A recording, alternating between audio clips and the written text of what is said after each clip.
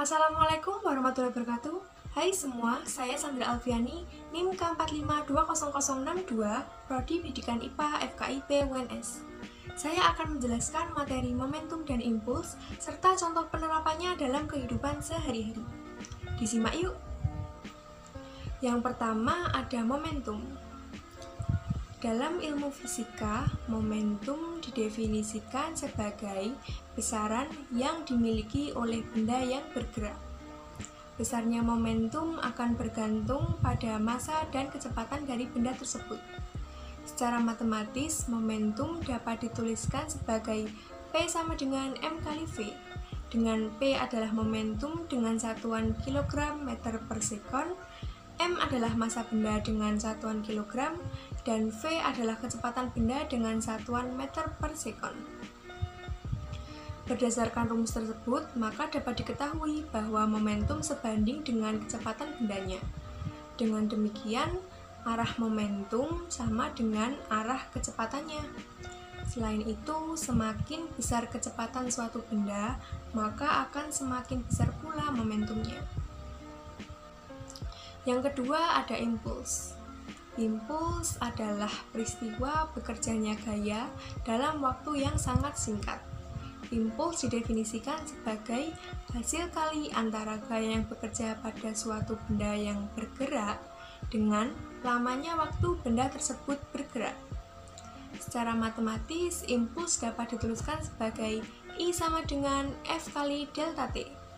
Dengan I adalah impuls dalam Newton sekon, F adalah gaya yang diberikan dalam satuan Newton, dan delta T adalah selang waktu dalam satuan sekon.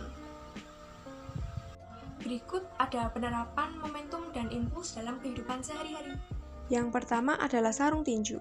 Sarung tinju yang dipakai oleh para petinju berfungsi untuk memperlama bekerjanya gaya impuls.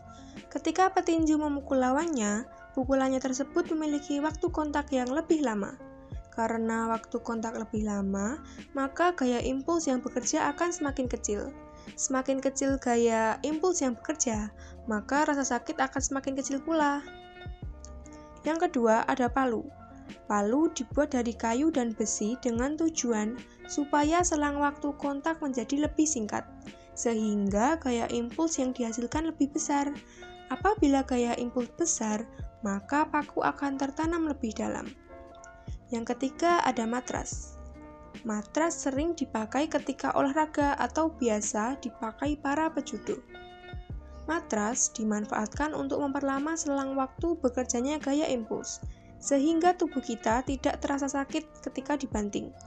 Ketika tubuh dibanting di atas matras, maka waktu kontaknya lebih lama. Dengan demikian, gaya impuls yang bekerja juga menjadi lebih kecil. Yang keempat ada helm.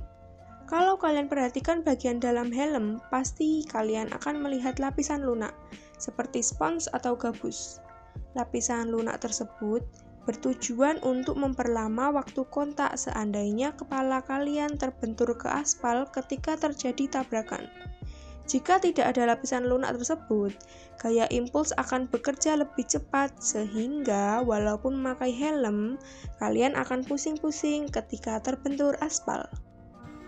Sekian penjelasan tentang momentum dan impuls yang dapat saya sampaikan. Apabila ada salah-salah kata, mohon dimaafkan. Wassalamualaikum warahmatullahi wabarakatuh. Jangan lupa like, subscribe, dan share. Terima kasih.